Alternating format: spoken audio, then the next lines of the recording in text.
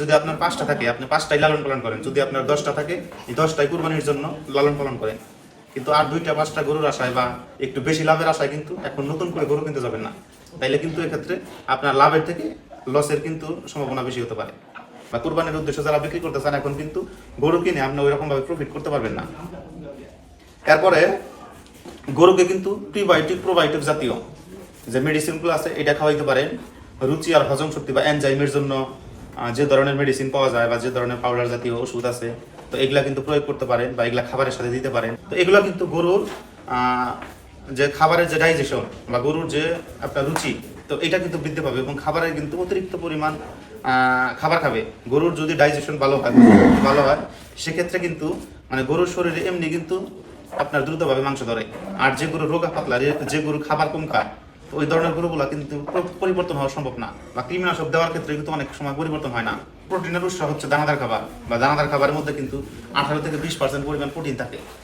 তো এই সময়ে ধরেন এই গরুটাকে আমরা এখন যদি ধরেন সাপোজ এভারেজে আমরা সারাদিন মিলে যদি 5 কেজি খাবার দিই, তখন এটাকে আমরা 6 কেজি দিব।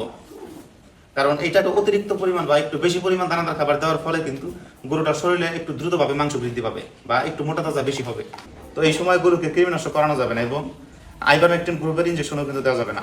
ধরেন অত্তপরজীবী বহিঃপরজীবী দমনের জন্য আমরা যে ইনজেকশনটা দিই, এটা দিলে কিন্তু অনেক ক্ষেত্রে দেখা যায় যে 15 দিন 20 দিন কিন্তু বা 1 মাস এই সময় কিন্তু মানে এই গাড়ের এই জায়গায় যদি আমরা ইনজেকশন দিই, কারণ আইভারমেকটিন যদি এই জায়গায় ইনজেকশন দিই, এই জায়গাটা কিন্তু ফুলে থাকে। এখন ওই জায়গায় যদি খোলা থাকে তখন আপনি গরুটা যদি বিক্রি করতে যান, তখন যারা কুরবানি দিবে তো তারা কিন্তু এই গরুটা অ্যাভয়েড করবে। তাই আর কি এই সময় আইভারমেকটিন গ্রুপেরও ইনজেকশন না দেওয়া হয় ভালো। গরুকে যদি জিঙ্ক খাওয়া, হাড় মজবুত হয়, তারপরে মানে এরপরে কিন্তু রুচি বৃদ্ধি পায়, তারপরে হচ্ছে গরুর চামড়ার মধ্যে বা গরুর যে একটা উজ্জ্বলতা, যে একটা চাকচিক্য ভাব, এটা কিন্তু গরুর মধ্যে চলে আসে। সাধারণত এই অতিরিক্ত তাপমাত্রার সময় যদি আপনি টিকা দেন, তাইলে কিন্তু গরুর তাপমাত্রা আরও বেড়ে যেতে পারে।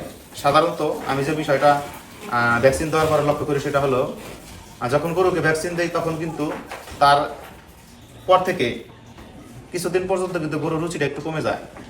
তাহলে কিন্তু আমরা গরু কিনতে পারি, কিন্তু এই সময় গরু কিনলে সব থেকে বেশি যে সমস্যাটা হয় সেটা হচ্ছে এফএমডি এবং এলএসডি। এই দুইটা যদি কোনো সময় বা বাহির থেকে কোনো গরুর এই ধরনের রোগগুলো নিয়ে আসে, এটা কিন্তু কভার হইতে অনেক সময় লাগে, বা এই গরুর দ্বারা কিন্তু অন্য গরু আক্রান্ত হতে পারে। তাই আর কি আমি তাদেরকে বলবো যারা আর কি মানে কুরবানির সময় ব্যবসা করতে চান, তো এখন কিন্তু গরু কেনা যাবে না, বা কুরবানির উদ্দেশ্যে যারা বিক্রি করতে চান এখন কিন্তু গরু কিনে আপনি ওই রকম ভাবে প্রফিট করতে পারবেন না। এরপরে গরুকে কিন্তু প্রিবায়োটিক প্রোবায়োটিক জাতীয় যে মেডিসিনগুলো আছে এটা খাওয়াইতে পারেন। রুচি আর হজম শক্তি বা এনজাইমের জন্য যে ধরনের মেডিসিন পাওয়া যায় বা যে ধরনের পাউডার জাতীয় ওষুধ আছে, তো এগুলা কিন্তু প্রয়োগ করতে পারেন বা এগুলা খাবারের সাথে দিতে পারেন।